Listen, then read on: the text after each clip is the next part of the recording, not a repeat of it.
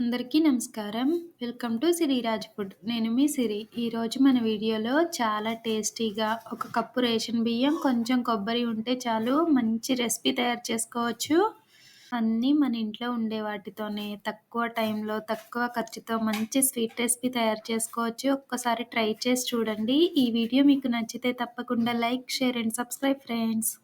దీనికోసం ముందుగా ఒక కప్పు రేషన్ బియ్యాన్ని నైట్ కానీ 2-3 గంటల ముందు కానీ శుభ్రంగా కడిగేసి నానబెట్టుకోవాలి. బియ్యం అనేది ఇలా నానితే సరిపోతుంది.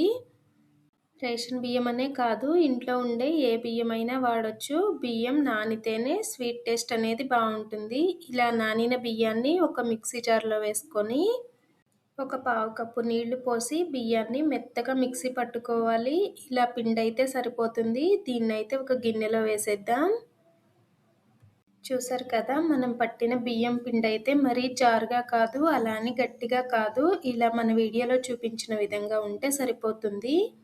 మళ్ళీ అదే మిక్సీ జార్లో ఒక అరకప్పు అన్నం, అలానే ఒక స్పూన్ జీలకర్ర, ఒక చిటికెడు పసుపు వేసుకొని మెత్తగా మిక్సీ పట్టుకోవాలి. అన్నానికి బదులుగా అటుకులైనా నానబెట్టి వేయచ్చు. ఇలా మెత్తగా మిక్సీ పట్టుకున్న తర్వాత మనం ముందు పట్టి పెట్టుకున్న బియ్యం పిండి ఉంది కదా, బియ్యం పిండిలో ఇది వేసి చక్కగా కలుపుకోవాలి. పిండి అంతా మంచిగా కలిసిపోయేలాగా కలుపుకోవాలి. మన ఛానల్లో ఇంకా ఈజీగా చేయగలిగే స్వీట్స్, స్నాక్స్ అన్నీ ఉన్నాయి. కుదిరితే ఒక్కసారి చూడండి. వీడియోస్ మీకు నచ్చితే తప్పకుండా సబ్స్క్రైబ్ చేయండి. పిండి అయితే మంచిగా కలిసిపోయింది కదా, ఇలా కలిసిన తర్వాత ఒక చిటికెడు ఉప్పు, అలానే కొంచెం వంట సోడా వేసుకొని మంచిగా కలుపుకోవాలి. ఈ స్వీట్ అనే కాదు, ఏ స్వీట్లో అయినా కొంచెం ఉప్పు వేసామంటే స్వీట్ టేస్ట్ అనేది బ్యాలెన్సింగ్గా చాలా బాగుంటుంది. కలుపుకున్న పిండిని అయితే పక్కన పెట్టేసి గ్యాస్ మీద పెనం పెట్టుకొని ఏ కప్పుతో అయితే బియ్యం తీసుకున్నామో అదే కప్పుతో కప్పున్నర బెల్లం, అరకప్పు నీళ్లు పోసి బెల్లాన్ని కరిగించుకోవాలి. పాకం ఏమీ రావాల్సిన అవసరం లేదు. బెల్లానికి బదులుగా పంచదారతో అయినా చేయొచ్చు. కప్పు బియ్యానికి కప్పు పంచదార కరెక్ట్గా సరిపోతుంది. పంచదార కూడా కరిగితే సరిపోతుంది. పాకం ఏమీ రావాల్సిన అవసరం లేదు. ఇప్పుడు బెల్లం అయితే కరిగిపోయింది కదా, ఇందులో అరకప్పు కొబ్బరి పొడి వేసుకొని ఒక్కసారి మంచిగా కలిపేసి, పచ్చి కొబ్బరి వేయాలి అనుకుంటే మనం పట్టిన బియ్యంతో పాటే పచ్చి కొబ్బరి వేసి మిక్సీ పట్టుకోవచ్చు. కొబ్బరి ఏమీ ఉడకాల్సిన అవసరం లేదు.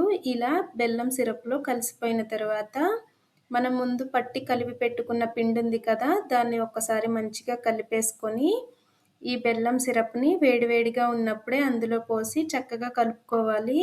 ఇప్పుడు మనం అరిసెలు, కొబ్బరి బూరెలు ఇవన్నీ డీప్ ఫ్రై చేస్తూ ఉంటాం కదా, అలా కాకుండా ఇలా మన ఇంట్లో ఉండే కప్పు రేషన్ బియ్యంతో ఒక్కసారి ఈ స్వీట్ ట్రై చేసి చూడండి. ఖచ్చితంగా ఆ ఫీలింగ్ మనకి కొబ్బరి బూరెలు తిన్న ఫీలింగ్ వస్తుంది.